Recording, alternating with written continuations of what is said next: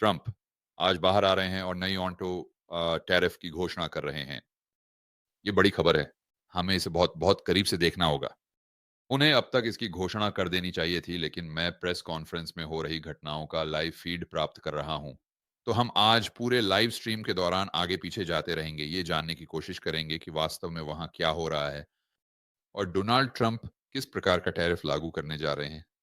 इसका असर ऑटो उद्योग और संभवतः अमेरिकी अर्थव्यवस्था पर भी पड़ेगा। अर्थव्यवस्था, ट्रंप ने 25% टैरिफ की घोषणा की। वाह, 4%। ठीक है, फिर खेल शुरू हो गया है देवियों और सज्जनों। मुझे इसे यहां पढ़ने दें। ट्रंप ने विदेशी कारों पर 25% टैरिफ की घोषणा की। ट्रंप ने लंबे समय से विदेशी ऑटोमोबाइल निर्माण पर दबाव बढ़ाने का वादा किया था। आज ओवल ऑफिस में ट्रंप ने इस वादे को पूरा किया। हम आज एक कार्यकारी आदेश पर हस्ताक्षर कर रहे हैं जो ऑटोमोबाइल उद्योग में जबरदस्त वृद्धि की ओर ले जाएगा। नहीं, हाँ, ठीक है। ठीक है, मैं इस पर अपनी राय एक पल में दूंगा। हम जो करने जा रहे हैं वह यह है कि सभी कारों पर 25% टैरिफ लगाया जाएगा जो संयुक्त राज्य अमेरिका में नहीं बनाई गई हैं। यदि वे संयुक्त राज्य अमेरिका में बनाई गई हैं तो बिल्कुल कोई टैरिफ नहीं है। ठीक है। खैर, पहले मुझे लगता है, हाँ, मैं मान रहा हूं कि इसमें इनपुट शामिल नहीं है उन कारों के लिए जो संयुक्त राज्य अमेरिका में बनाई जाती हैं। और इसका मतलब जरूरी नहीं है कि अमेरिकी निर्माता। मुझे देखने दो, हम उन सभी कारों पर 25% टैरिफ लगाने जा रहे हैं जो नहीं बनाई गई हैं। ठीक है, बढ़िया। तो मुझे लगता है कि संयुक्त राज्य अमेरिका में बनाई गई टोयोटा पर यह टैरिफ नहीं होगा। लेकिन मेरा मतलब है, देखो, यहाँ क्या होने वाला है। क्या मर्सिडीज और बीएमडब्ल्यू और उन कारों की कीमतें जो अमेरिका में नहीं बनाई जाती हैं, क्या वे बहुत ज्यादा बढ़ने वाली हैं? बिल्कुल, क्योंकि वहां ज्यादा मार्जिन नहीं है। कोई नहीं है तरीका। कारों में 25 का मार्जिन है। तो जो होगा वो ये है कि उन वाहनों की कीमतें बढ़ जाएंगी, जो निश्चित रूप से, बिल्कुल, बिल्कुल, एक व्यक्ति को फोर्ड या जीएम या संयुक्त राज्य अमेरिका में बनाई गई टोयोटा खरीदने के लिए प्रोत्साहित करेगा, बजाय उस मर्सिडीज या बीएमडब्ल्यू के। लेकिन अगर आप फोर्ड हैं, तो आप क्या करने वाले हैं? आप ऐसा सोचेंगे, ठीक है, अब अचानक मान लीजिए आपके पास दो कारें हैं, फोर्ड और बीएमडब्ल्यू, और दोनों समान रूप से सुसज्जित हैं और वगैरह, लगभग बहुत ही समान कार। ये मॉडल प्रतिस्पर्धी हैं मान लीजिए, और दोनों $100,000 में बिक रहे हैं। ठीक है, अब अचानक बीएमडब्ल्यू की कीमत 125,000 और हो जाती है। तो अब अमेरिकी कार खरीदने के लिए एक बड़ा प्रोत्साहन है, बिल्कुल 100%। लेकिन अगर आप फोर्ड हैं तो आप क्या करने वाले हैं? आप सोचेंगे मैं अपनी कीमत $100,000 तक बढ़ा सकता हूँ, 110, और मैं अभी भी 15,000 और कम हूँ। और अगर आप जीएम हैं तो आप सोचेंगे मैं देख सकता हूँ कि फोर्ड क्या कर रहा है। हाँ, हम आगे बढ़ सकते हैं और उन्हें मात दे सकते हैं, लेकिन लगभग वही काम कर सकते हैं। और धीरे-धीरे कीमतें बढ़ती जाती हैं और कीमतें बढ़ती जाती हैं और कीमतें बढ़ती जाती हैं। वह बिंदु जहाँ आप बहुत-बहुत करीब होते हैं। मुझे ये कैसे पता है?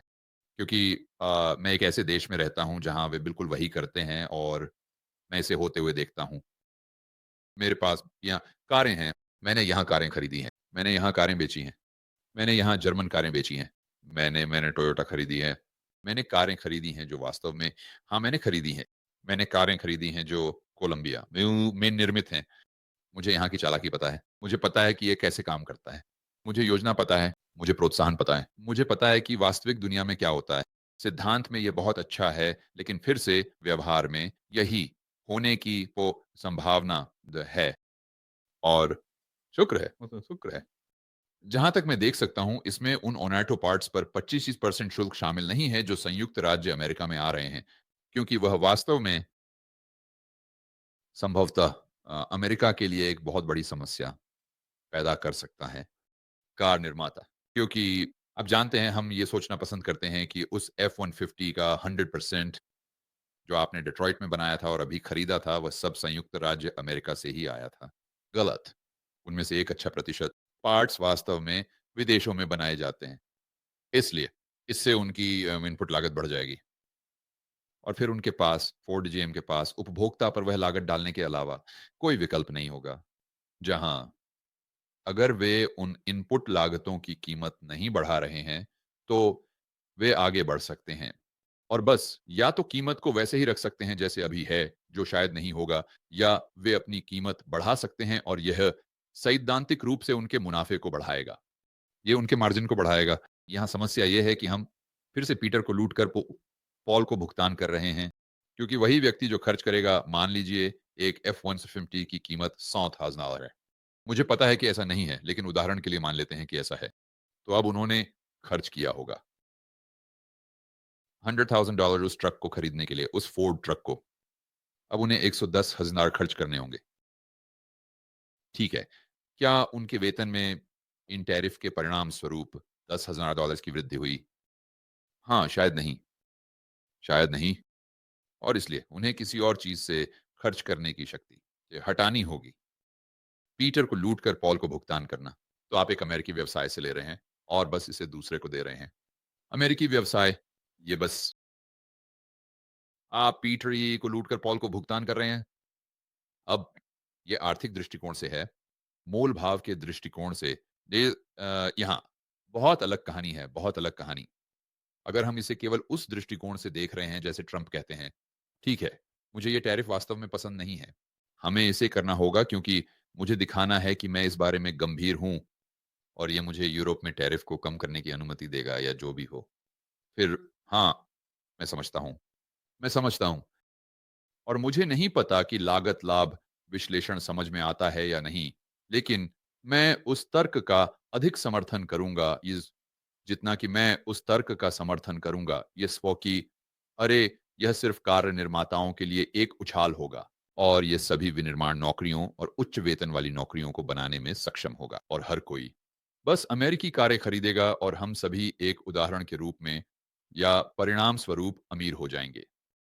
और ये बस ये तरीका नहीं है, ये टैरिफ काम करते हैं। तो मैं बहुत उत्सुक रहूंगा ये देखने के लिए कि ये कैसे होता है, क्योंकि ये अन्य टैरिफ के विपरीत मुझे लगता है काफी अधिक ठोस है और हमें देखना होगा। वो अगले हफ्ते आकर कह सकते हैं, "ओह! मैं इसे वापस ले रहा हूँ।" लेकिन अगर यह कुछ ऐसा है जो वह मान लीजिए 1 साल या उससे अधिक समय के लिए लागू रखते हैं और एक और बात जो मैं वहाँ उल्लेख करना भूल गया, मुझे नहीं पता कि यह कैसे काम करता है, वित्त पोषण। क्योंकि चलिए उदाहरण पर वापस जाते हैं, आपके पास एक फोर्ड बीएमडब्ल्यू है। यह वास्तव में बीएमडब्ल्यू को बहुत अधिक प्रभावित कर सकता है, वो सिर्फ अतिरिक्त लागत से। अधिक जो उन्हें अपनी खुदरा खुदरा बिक्री मूल्य वित्त पोषण प्राप्त करना बहुत कठिन हो सकता है। क्यों? क्योंकि अगर आप एक बैंक हैं, तो उस आरण के लिए संपार्श्विक कार होने वाली है।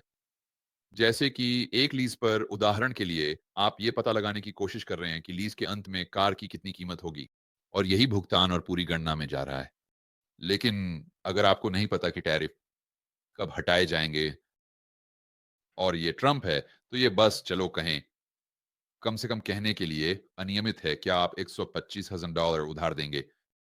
क्या वह कार, वह संपार्श्विक $125,000 की कीमत की होगी जब अगले हफ्ते इसकी कीमत $100,000 हो सकती है? क्योंकि इस बारे में सोचें, अगर वो कल टैरिफ लगाते हैं, ठीक है, बढ़िया। वह बीएमडब्ल्यू आपको $125,000 की पड़ती है। लेकिन अगर वह अगले हफ्ते टैरिफ हटा देते हैं, तो अचानक वह बीएमडब्ल्यू आपको $100,000 की पड़ती है और इसलिए यह लगभग एक संपत्ति की कीमत में अत्यधिक अस्थिरता जोड़ने जैसा है। ऋणदाता क्या करने जा रहा है? वे आपको बहुत कम एलटीवी देंगे। उन्हें उस जोखिम के लिए मुआवजा दिया जाना होगा और इसलिए यह उधारकर्ता के लिए उस क्रेडिट को प्राप्त करना कठिन बना देगा। उन्हें सबसे पहले कार खरीदने की आवश्यकता है। तो ये वास्तव में दोहरी मार है। विदेशी कार निर्माता फिर से नेट पर मुझे लगता है कि ये अभी भी अमेरिकी उपभोक्ता को नुकसान पहुंचाता है और ये अमेरिकी अर्थव्यवस्था को नुकसान पहुंचाता है, क्योंकि हम पहले जिस बारे में बात कर रहे थे, ये नौकरियों में वृद्धि कहाँ कर सकता है? शायद फोर्ड और जीएम और शायद ये वहाँ कुछ वेतन जोड़ता है। लेकिन अगर आप सोचें कि कितने लोग फोर्ड पिकअप ट्रक या जीएमएस या जो भी हो, संयुक्त राज्य अमेरिका में खरीदते हैं, यह जानते हुए कि उन सभी लोगों को अतिरिक्त $10,000 खर्च करने होंगे, तो गणित काम नहीं करता। गणित काम नहीं करता। दूसरे शब्दों में, हम बस और चलिए एक पल के लिए मान लेते हैं कि वे लोग अधिक पैसा कमाने में सक्षम हैं और अधिक नौकरियां हैं, लेकिन बढ़िया। लेकिन वे खर्च आप इसे किसी अन्य अमेरिकी व्यवसाय से ले रहे हैं। देखिए, ये ऐसा नहीं है। ये कहाँ होगा? ये कहाँ होगा? आप इसे कैसे माप सकते हैं कि ये वास्तव में एक शुद्ध लाभ था? अगर हमें अधिक वस्तुएँ और सेवाएँ मिलती हैं, यही वह है जो हमेशा वापस आता है और यही वह है जिसके बारे में मैं यहाँ जीएमई के साथ बात करने जा रहा हूँ और रयान कोहेन और वहाँ जाकर माइकल सेलर बनना। 2.0 के अंत में पैसा संपत्ति नहीं है, सोना संपत्ति नहीं है, बिटकॉइन संपत्ति नहीं है। वैसे आपकी आय संपत्ति नहीं है, आपकी आय अप्रासंगिक है और मैं कर सकता हूँ। मेरा मतलब है, मेरी नौकरानी यहाँ कोलंबिया में एक उदाहरण है हर महीने। 1.5 मिलियन पेसो कमाती है, 1.5 मिलियन। वह एक करोड़पति है। लेकिन किसके पास अधिक क्रय शक्ति है? आपके पास या उसके पास? आपके पास है। क्यों? क्योंकि पैसा संपत्ति नहीं है। आय ज़रूरी नहीं कि क्रय शक्ति हो। संपत्ति क्या है? सामान और सेवाएँ और उन सामानों और सेवाओं को कुशलतापूर्वक बनाना और सामान और सेवाओं तक पहुँच होना। तो जो मैं हमेशा करता हूँ और आप लोग मेरे वीडियो से ये जानते हैं, मैं कोशिश करता हूँ ये कहने की ठीक है, विदेशी कारों पर 25% शुल्क, ये कैसे ऑटोमोबाइल की मात्रा बढ़ाएगा? अमेरिकियों के पास अभी जो पहुंच है, क्योंकि तभी वे वास्तव में शुद्ध संतुलन पर समृद्ध होते हैं। मुझे ऐसा नहीं दिखता। मुझे कीमत बढ़ती हुई दिखती है, मुझे मांग घटती हुई दिखती है, मुझे सरकार को विजेताओं और हारने वालों को चुनते हुए दिखता है और आम तौर पर वे आर्थिक विकृतियां कम सामान और सेवाएं उत्पन्न करती हैं।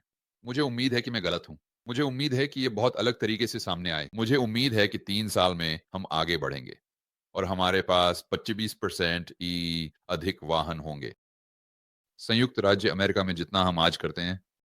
और यह सभी के लिए एक बड़ा शुद्ध लाभ है क्योंकि हम उन कारों को बहुत अधिक कुशलता से बना सकते हैं और इसलिए हम सामान की कीमतें कम करने में सक्षम हैं, जैसे कि हम 1800 के दशक के अंत में कई चीजों की कीमतें कम करने में सक्षम थे। क्या आपको वह अपस्फीति याद है? वो अच्छी मुद्रास्फीति है। अच्छा, अपस्फीति वह है जहां मांग बढ़ जाती है। बुरी अपस्फीति वह है जहां मांग घटती है। आप देखिए, और अगर वे अधिक से अधिक कारें बना रहे हैं, अधिक से अधिक कुशलता से, तो आप उत्पादकता बढ़ाते हैं। वे अपनी कीमत कम करने और वास्तव में अधिक इकाइयां में बेचने और अधिक लाभ कमाने में सक्षम हैं। इससे उन्हें नाम मात्र मजदूरी बढ़ाने की अनुमति मिलती है। भले ही कीमतें फिर से नीचे जा रही हों, ठीक वही घटना जो हमने देर से देखी थी 1800 के दशक में। लेकिन यह सब इस सवाल पर वापस जाता है कि यह वस्तुओं और सेवाओं पर क्या प्रभाव डालता है, न कि यह नौकरियों पर क्या प्रभाव डालता है, या यह आप जानते हैं मजदूरी या ऐसी किसी चीज पर क्या प्रभाव डालता है। तो जितनी चीजें मैंने देखी हैं उनमें से यह शायद सबसे अधिक, चलिए कहें, विघटनकारी होने की क्षमता रखता है। देखते हैं कि क्या हमें यहाँ कुछ अपडेट मिले हैं और मैं भी बहुत उत्सुक रहूंगा। देखते हैं कि क्या उनके पास यहाँ कोई अंतर्दृष्टि है। मुख्य चर्चा बिंदु। राष्ट्रपति डोनाल्ड ट्रंप ने बुधवार को कहा कि वह संयुक्त राज्य अमेरिका में न बने सभी कारों पर 25% टैरिफ लगाएंगे। ट्रंप ने सोमवार को संकेत दिया था कि ऑन एंटो टैरिफ पहले आ सकते हैं। ठीक है, ये समझ में आ गया। शेरिफ ने कहा कि टैरिफ से इनॉर्ड और बिलियन से अधिक की नई वार्षिक आय होगी।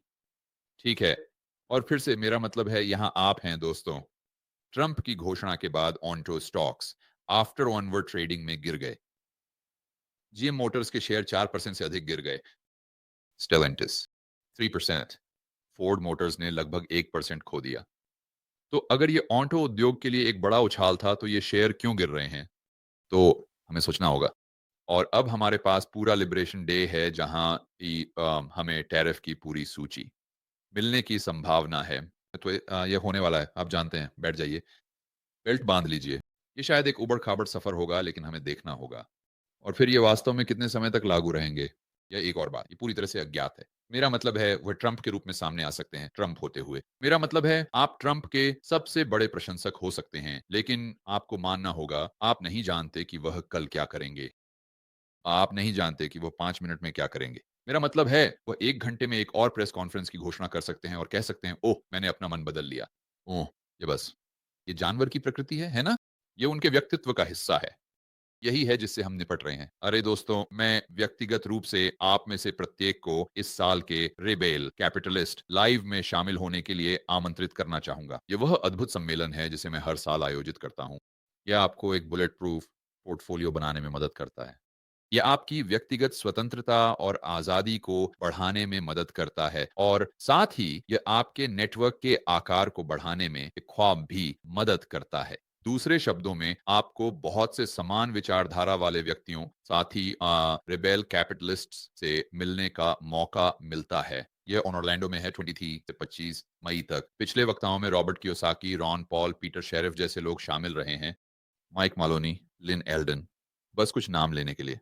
तो अपने टिकट एएसएपी प्राप्त करने के लिए और यह जानने के लिए कि इस साल के रेबेल कैपिटलिस्ट लाइव में कौन बोल रहा है, आप इसे rebelcapitalistlive.com पर देख सकते हैं। और बस थोड़ी-सी अंदरूनी जानकारी, यदि आप अपने टिकट जल्दी प्राप्त करते हैं, तो आपको छूट मिल सकती है, क्योंकि जैसे-जैसे हम इवेंट के करीब आते जाते हैं, टिकटों की कीमत बढ़ जाती है। तो इंतज़ार मत करें, अभी rebelcapitalistlive.com पर जाएँ और अपने टिकट प्राप्त करें और मैं आपको ऑरलैंडो में 23 मई से 25 मई तक मिलूंगा।